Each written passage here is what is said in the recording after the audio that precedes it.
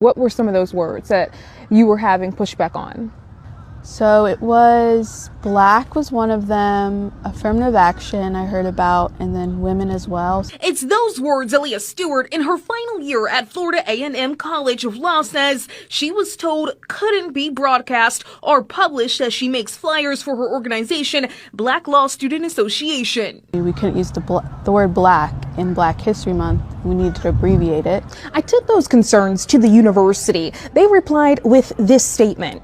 In part saying Florida News 6's Tylisa Hampton. For the last 2 years, Florida's public universities have been banned by state law from using tax dollars for diversity, equity, and inclusion programs. I spoke with a student. On Monday, there was a news reported that FAMU College of Florida student Idea Stewart said she was told by FAMU that she had to abbreviate Black History Month so that the word black was not visible. The mandate was reportedly in response to Florida legislation signed by DeSantis and reinforced by the state's board of governors that prohibits the use of state or federal funds for diversity, equity, and inclusion programs. It says that it was a black affirmative action and women as well. Stewart said, explained what words were flagged. We could not use the word black in Black History Month. We would have to abbreviate it. She continued, as I was very angry and baffled because this is a historically black college and university, and for them to say we can't use the word black was kind of insane. Florida A&M is now pushing back on that narrative, stating this was a staff level error, an overly question interpretation that went beyond what the law requires, that has since been corrected. In a statement sent to News One or other news or other media present in Malva Johnson, Jed Singh said the following. As the state-owned public historically black university, the word black is central to the mission and the identity of Florida A&M University. We take seriously our responsibility to communicate clearly and consistently on matters of law, governance, and public accountability. The university unequivocally confirms that the use of the word black or phrase Black History Month does not violate the letter, spirit, or intent of Florida Senate Bill in 2016 Board of Governors Legislation as 9.016 or an irrelevant federal candidates. FMU is celebrating Black History Month with free support of the governor, board of governors, and state-elected borders. These activities began on February 1 with opening a new exhibition at the Mick Eaton Black Archives Research Center and Museum on main campus.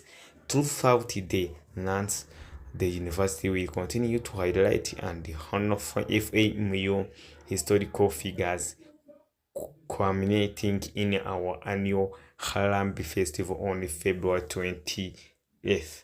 The planned student organization activities in Orlando are welcome and value the extension of FMU's comprehensive recognition of the enduring contributions of Black history to our society. We will continue to support our students, faculty, and alumni in celebrating Black history in ways that are lawful, authentic, and aligned with the values that define Florida A&M University. For the past several This is years, Sunny Pista. Florida's 12 public Thanks universities for have been watching this prohibited video. from using state or Subscribe federal funds for diversity, for equity, more and inclusion videos. programs. Following legislation Ciao, ciao. signed by the government for the past several years, Florida's 12 public universities have been prohibited from using state or federal funds for diversity, equity, and inclusion programs. Following legislation signed by the governor and reinforced by the State Board of Governors. Now, a Florida A&M University law student says those restrictions are having a direct impact on student organizations even during Black History Month. Aaliyah Stewart said she is in her final year at Florida A&M University College of Law, and she has encountered obstacles while trying to promote Black History Month events for the Black Law Students Association. According to Stewart, certain words were flagged during the approval process for event flyers. It was Black, affirmative action, and women as well, Stewart said. Stewart says she was told those words could not be broadcast or published. Quote, "We couldn't use the word Black in Black History Month. We would have to abbreviate it," she said. "I was very angry and baffled because this is a historically Black college and university, and for them to say we can't use the word Black was kind of insane." News 6 brought Stewart's concerns to Florida A&M University officials. In a statement, the university did not deny the claims and emphasized its compliance with state law. Quote, "Florida A&M University has consistently been in full compliance with Senate Bill 266 and Board of Governors Regulation 9.016. We support and have implemented the policy direction established by the governor, the legislator, and the Board of Governors as it relates to DEI and consistent with related federal court rulings. Florida Agriculture and Mechanical University is committed to fostering a campus community that encourages the free exchange of ideas while ensuring an environment of mutual respect, safety, and awareness. The university recognizes that freedom of expression is fundamental to academic inquiry, personal development, and civic engagement." Stewart says the restrictions feel like censorship. Quote, "I just don't want us to be censored this way. Not being able to use the word Black is very frustrating," she said. In 2024, the State Board of Governors, which oversees Florida's 12 public universities, including FAMU, voted to ban the use of state or federal dollars for diversity programs and activities aligning with the law signed by the governor. For Stewart, the situation has cast a shadow over her final year of school. Quote, "We're just trying to promote the core mission statement, diversity and inclusion for everybody, so it's very frustrating," she said. News 6 has followed up with Florida A&M University, requesting more specific details about what language was restricted and why. The university has not yet responded.